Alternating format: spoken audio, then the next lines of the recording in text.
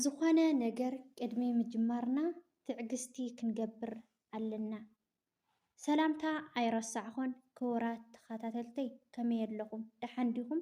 በቢ ዘለኹምዎ ሰላም ክትኮኑ እናተመነኹ እምበኣርካስ ከምቲ ልሙድ ደሞ ነዚ ቪድዮ ምጅማርኩም ዘይቀርየኩም እስካብ መጨረሻ ኣዳሚፅኩም ከምኡ እውን ላይክ፣ ሸር፣ ኮመንት ብምግባር ሃናፂ ርእይቶኹም ኣይፈለየኒ ክብለኩም ይፈቲ። እምበኣርካስ ክቡራት ተኸታተልተይ ኣብ ዝሓለፈ ቀደም ኣቢለ ብዛዕባ ነፃ ሸበካ ሒዘልኩም መፅየ ነይረ ማለት እዩ። ሳዋ ሞባይል ዝተፈላለየ ትሰርሕ እያ ኢለ ኣፕሊኬሽን ኣቅሪበልኩም ነይረ። ይኹን ዳኣ እምበር መብዛሕትኹም ይቀኒየልና ሰሪሓትልና ዝበልኩም ነይርኩም። ሓደ ሓደ እውን ኣይሰርሐትልናን ዝበልክን ነይርክን ኣርኢና ብማሰንጀር በጃኺ ዝበልክናኒ ኣሕዋተይ እውን ነይርክን ማለት እዩ። ስለዚ ክቡራት ኣሕዋተይ ዝኾነ ነገር ቅድሚ ኩሉ ትዕግስቲ ጌርካ ክትሞክሮ ኣለካ ማለት እዩ። ትዕግስቲ ጌርክን ደጋጊምክን እቲ ኣፕሊኬሽን ክትሞክርኦ ኣለክን ማለት እዩ። እና ብሳዋ ተኣዊክን ደሞ ከምዚ ኣጋጣሚ እዚ እንተልይክን ኣብ ኢድክን ወይ ሞባይል እንተልይክን ክሰርሐልክን ይኽእል እዩ እቲ ኣፕሊኬሽን ማለት እዩ።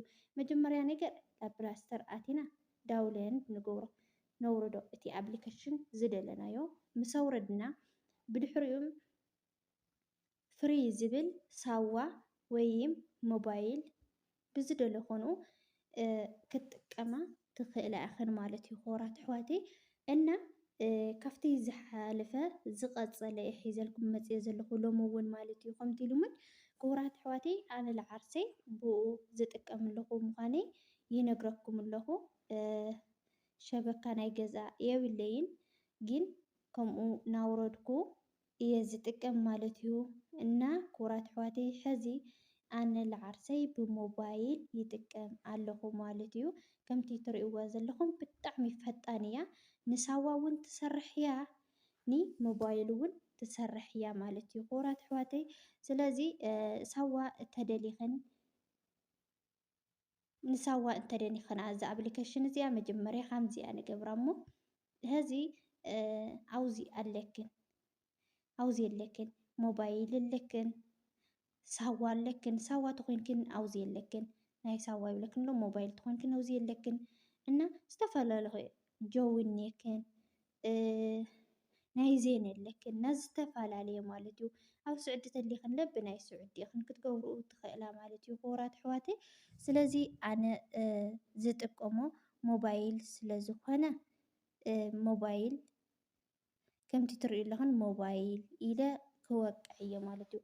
ምስ ወቃዕክን ደሞ እንታይ ኢኽን ትገብራ ከምዚኣ ጌርክን ኦኬ ትብላ እና ከምዚ ኢሉ ጠጠው ክብል ይኽእል እዩ፣ ቀይሕ ክበክን ይኽእል እዩ፣ ዘይክሰርሕ ይኽእል እዩ ተቀዳዲሙ። ግን እንታይ ትገብራ ኣለክን ትዕግስቲ ትገብራ ኣለክን። ሕዚ ኣየር እዩ ጠጠው ኢሉ ኣውዩንኒ ማለት እዩ። ግን በቃ ብትዕግስቲ ተጌርካስ ክሰርሕ ይኽእል እዩ ማለት እዩ። ደጋጊምክን ከምዚ ጌርክን ትሞክርኡ ማለት እዩ። ርአዩ መጨረሻ ላይ ሰሪሑልይ ኣሎ ማለት እዩ። እና ክቡራት ኣሕዋተይ ሕዚ ናብ ምንታይ ክንከይድ ኢና? ናብ ፕላስተር ክንከይድ ኢና ማለት እዩ። ናብ ፕላስተር መስገድክን ታይልክን ኢኽን ፅሕፍክን እተውርድኣ ሕዚ ሎማዓንቲ ክልተ ኣፕሊኬሽን እየ ሒዘልኩም መፅየ ዘለኹ ከም መማረፂ ማለት እዩ። ክልተ ኣፕሊኬሽን እየ ሒዘልኩም መፅየ ዘለኹ። ስለዚ ላብ ፕላስተር መጀመርያ ተኣትያ ማለት እዩ። ኣብዚ የለክን ላብ ፕላስተር ምስ ኣተኽን እንታይ ኢልክን ኢኽን ትፅሕፋ ሕዚ ኣነ ሰርች ክገብር እየ ወሪዱ ስለ ዘሎ ግን ደሞ ኤክስ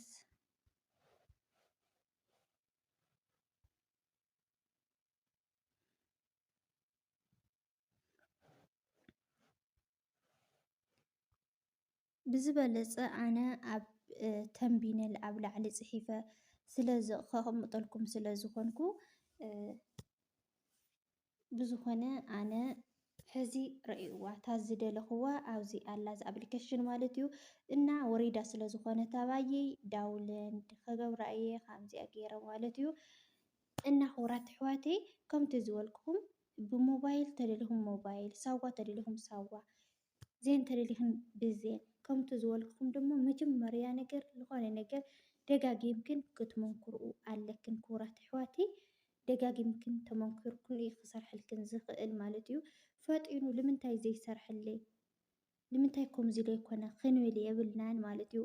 እና ክቡራት ኣሕዋተይ ቅፅል ኣቢለ ላፍታ ካልአይቲ ኣፕሊኬሽን ከብለክን እየ ማለት እዩ። ናፍታ ካልአይቲ ኣፕሊኬሽን ከብለክን እየ። እታ ካልአይቲ ኣፕሊኬሽን ደሞ መኒኣ እያ ትሰርሐልክላ ትብላ ትኾና ይኽን እዚኣ ማለት እዩ ኤችኤክስ ትብል እዚኣ ትሰርሐለይ ማለት እዩ። ናብኣ ከምዚ ጌርክን ትወቕዓ ማለት እዩ። ከምቲ ልሙድ ካብኡ ኦኬ ካብኡ በዚ ተንጥሮ መሰንጠርኩኑ ከምዚ ልሙድ ህዚ ናተይ ሞባይል ስለ ዝጥቀም ብሞባይል ኢለዮ ዘለኹ ማለት እዩ። ሞባይል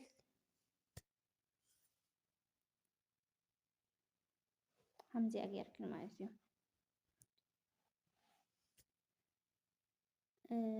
ይዕልግ እዩ ከምዚ ይብል ይመፅእ እዩ።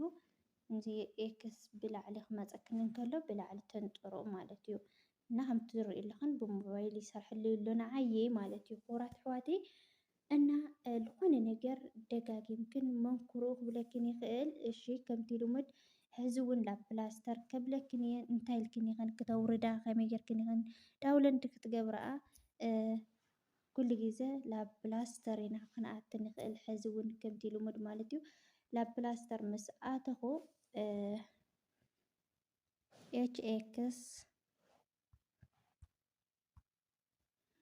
እሺ መፅያት ሌላ ውዜላ ማለት እዩ ረእያ እዚኣ እያ እታ ኣፕሊኬሽን ማለት እዩ ክቡራት ኣሕዋተይ። እዚኣ ጌርክን ትጥቀማ ማለት እዩ። እና ቤተሰብ ንንሕድሕድኩም ከርኢ ብማስንጀር ግዜ ሰዓት ይሓትት እዩ። ምክንያቱ ናዳዓረብ ነገር ዘይፈልጦ ሰብ የለን ኩለና ንፈልጦ ኢና።